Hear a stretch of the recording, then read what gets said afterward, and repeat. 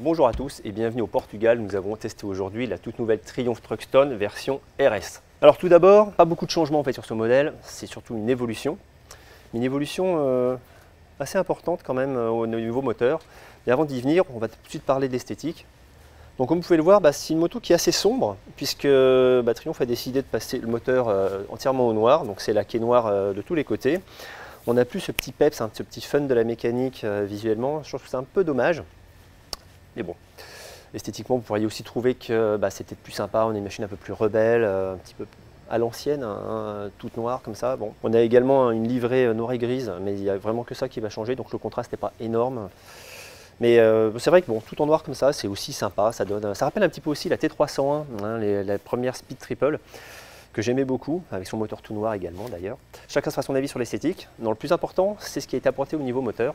Triumph a décidé d'alléger sa mécanique, donc on a surtout un travail au niveau du vilebrequin. L'embrayage a également été allégé. Et tout ça, ça participe à repousser la zone rouge de 500 tours, ce qui va permettre de travailler aussi au niveau du haut moteur, en mettant par exemple des nouveaux arbres à cam, qui vont être plus pointus, donc qui vont autoriser une levée des soupapes plus importante. Et ça va permettre d'accroître la puissance. Donc on a 8 chevaux en plus, c'est pas énorme, et on les a 750 tours plus haut. A l'inverse, cet allègement associé aussi au piston de compression, ça permet non seulement de garder le couple de 112 Nm, mais on peut aussi l'avoir beaucoup plus bas, à 4250 tours, soit 700 tours plus bas qu'avant. Donc on a en tout 1450 tours utiles en plus par rapport à la mécanique de la Truckstone R. Donc ça c'est assez intéressant, parce que c'est vraiment cette disponibilité moteur qui va apporter agrément et efficacité supplémentaire à ce modèle. Alors même si on a un look très classique, toujours aussi magnifique sur ce modèle, il ne faut pas oublier que la Truckstone RS c'est une machine moderne. On a donc un anti-patinage désactivable qui s'associe au mode moteur, sport, route et pluie, qui à chaque fois donc, va moduler son interaction avec ses modes moteurs. Ça c'est pas mal. On a évidemment l'ABS. Et puis cet ABS il est appliqué sur des tout nouveaux étriers M50, donc Brembo. Donc un modèle vraiment balèze. On avait déjà des M432 avant, toujours de Brembo. Ça freinait déjà très bien, c'était très modulable. Là aussi, on y reviendra sur les impressions dynamiques. Je pense même que c'est un peu trop de mettre ce genre d'étrier là-dessus. La pratique ne change pas, on a toujours une fourche Big Piston de 43 mm à l'avant, signée Showa. À l'arrière, c'est du Öhlins, comme avant. Tout est réglable en tous sens, précharge, compression, détente. Donc ça, c'est pareil, encore du matériel haut de gamme sur cette nouvelle Truckstone. Autre nouveauté, les pneus. On n'a plus du Pirelli, on a du Metzeler Racetech RR. Alors ça c'est de la colle, nous on n'a pas pu tellement bénéficier aujourd'hui, surtout ce matin. On a eu un petit peu de sec l'après-midi, on a pu voir qu'on pouvait mettre vraiment de l'angle sans a priori, donc ça c'est pas mal, on y reviendra. Dernier point, la machine perd 6 kg. Alors il y a un ensemble de choses qui lui permettent d'arriver à 197 kg à sec. C'est déjà l'allègement mobile dont on a parlé tout à l'heure sur les pièces mécaniques. Ça va être le couvre-culasse en magnésium, des parois de carter un peu plus fines. Alternateur et batterie allégée également, donc l'ensemble fait gagner pas mal de poids, comme je vous l'ai dit. Donc ça, c'est très bien pour l'agilité. Alors mes premières impressions dynamiques, je vous propose de les retrouver directement au guidon. Alors dès qu'on monte sur cette nouvelle Triumph Truckstone RS, on a vraiment l'impression de revenir quelques années en arrière. Tant l'ambiance à bord est typée, avec ces superbes compteurs. Ce T de fourche supérieur poli avec un dessin très particulier qui mime vraiment les structures des machines plus anciennes. Donc c'est vraiment ce sentiment qui prédomine d'être sur une machine vraiment à part. Pareil, le réservoir avec son bouchon Monza, cette petite accroche là qui fixe le réservoir au cadre.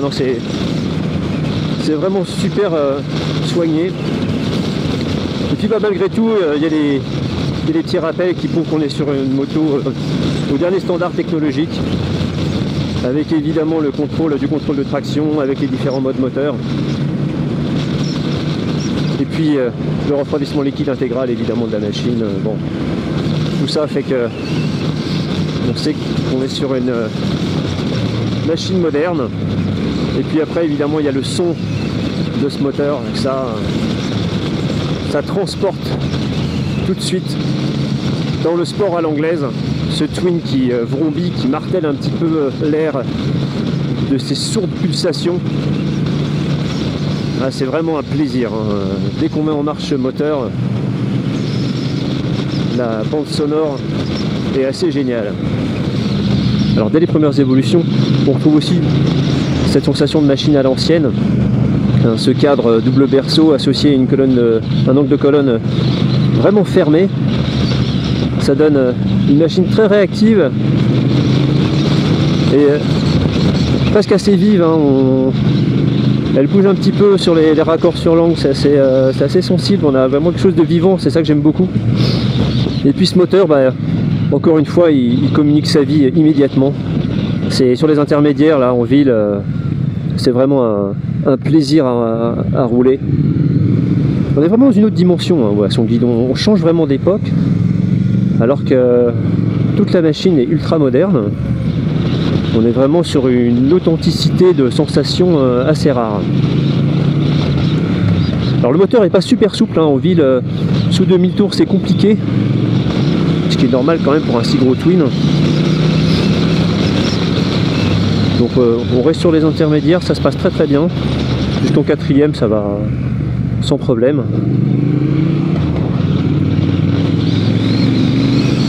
Avec assez peu de vibrations. Ou du moins pas les mauvaises en tout cas, on a vraiment que les grosses pulsations. La boîte est assez sèche en revanche, hein. La sélection est précise, mais la boîte est un peu sèche, ça claque un peu, c'est sympa, c'est un peu viril. Tout le contraire de la poignée d'embrayage, alors là pour le coup c'est du beurre, c'est un embrayage assisté et anti-dribble, hein, quand on va commencer à rouler un peu fort et rentrer les rapports, ça c'est bien pratique, pas bloquer la roue arrière. Donc en ville c'est vraiment super plaisant. La position un peu en appui sur les demi-guidons qui sont vraiment superbes, hein, encore une fois. Bah, c'est pas trop typé, c'est sûr, ça, on est sur l'avant, hein, c'est clair. Enfin c'est sans excès. Et ça donne un très bon contrôle du train avant. Donc pour parler des nouvelles performances de ce moteur, ça va être un peu compliqué encore une fois parce qu'avec la météo qu'on a eue, ça a été raccourci pas mal, hein, cet essai. Mais on retrouve une mécanique qui est vraiment hyper alerte, ça c'est sûr. Alors de là à sentir les 20% d'inertie en moins sur l'équipage mobile, c'est quand même assez compliqué, hein. On sent bien que le moteur il répond très très vite, qu'il prend très vite ses tours. La puissance supplémentaire, bah, c'est pas colossal, donc 97 ou 105 chevaux c'est pareil, hein, c'est pas comme ça qu'on peut faire la différence, hein. Il faudra avoir les deux machines. En revanche, ce qui est très très agréable, et ce qu'on sent vraiment, c'est la force moteur, qui elle est disponible encore plus tôt, donc ça c'est hyper sensible sur les intermédiaires, sur les relances, ça c'est vraiment génial.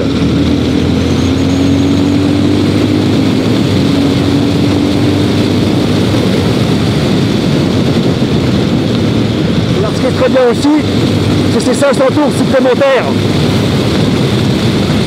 Là vraiment on a une bonne allonge, ça permet d'exploiter autant le twin hyper démonstratif qu'on a là.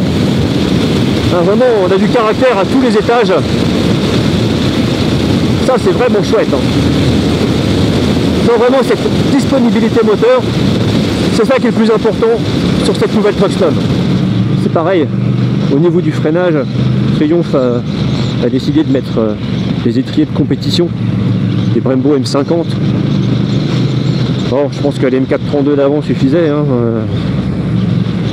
C'est un peu inutile entre guillemets d'avoir mis des étriers aussi balèzes. Après, le ressenti est super bon au freinage, ça c'est clair.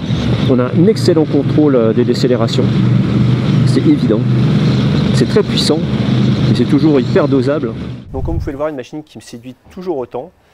Et puis donc cette possibilité de presque sauter dans le temps, hein, une fois dès qu'on se met au guidon, c'est vraiment cette impression qu'on a. On se dit tiens, on va voir Michael Wood arriver qui va vous taper sur l'épaule, qui va vous raconter sa dernière course. Et c'est vraiment ça, parce que quand on est dessus, on plonge vraiment dans une autre époque. Et malgré tout, tout est moderne évidemment à bord. Et puis cette finesse, hein, de la machine, c'est vraiment appréciable. Le moteur marche toujours très très bien, il marche d'autant mieux que donc on a gagné en plage utile. hein, on a une plus grande disponibilité générale. C'est difficile d'aller quantifier tout ça. On va dire qu'au-delà de 4000 tours, on a vraiment un moteur hyper expressif, une mécanique très démonstrative, notamment sur les intermédiaires. La 6e paraît un peu longue, mais selon tous les autres rapports, vous permettre dès 4000 tours de vraiment faire parler la poudre. Ça, et toujours, ces bruits de boîte à air, ces bruits mécaniques, c'est vraiment une des rares motos qui est un enchantement à rouler. Et puis la signature visuelle, enfin, tout contribue vraiment à un plaisir intense au guidon de cette machine. C'est vrai que c'est vraiment une de mes motos préférées, hein, clairement, sur tout modèle confondu. Donc ça, c'est vraiment un plaisir à chaque fois à retrouver. Les étriers Brembo M50 freinent très fort. D'ailleurs, on sent que la fourche elle travaille, hein, ça plonge pas mal à l'avant. Il y a un petit désaccord au départ entre l'avant et l'arrière, je trouve. Il y a un peu trop de compression par défaut. J'ai ouvert l'hydraulique quasiment à fond, hein, ce qui est un petit peu étonnant, pour avoir un confort meilleur. Et puis une meilleure homogénéité également de travail entre l'avant et l'arrière. C'est assez sensible, hein, dès qu'on touche ces réglages, donc ça c'est sympa. Dernier point, le tarif. Alors là, c'est là que ça pique un peu. Le précédent modèle était à 14 900 €, on passe à 16 700 €, soit 1800 € d'écart, ce qui est quand même très important et c'est difficile à justifier comme ça. Mais ce n'est pas les nouveaux étriers ou le travail moteur à lui seul qui peut justifier tout ça. Donc, de manière générale, on trouve que le prix a pas mal augmenté quand même. Vous retrouverez l'essai complet sur lerepaire-des-motards.com, on vous en dira bien davantage sur les petits détails de fonctionnement de cette machine. N'oubliez pas de vous abonner à la chaîne YouTube et moi je vous retrouve très bientôt pour un nouvel essai. Merci.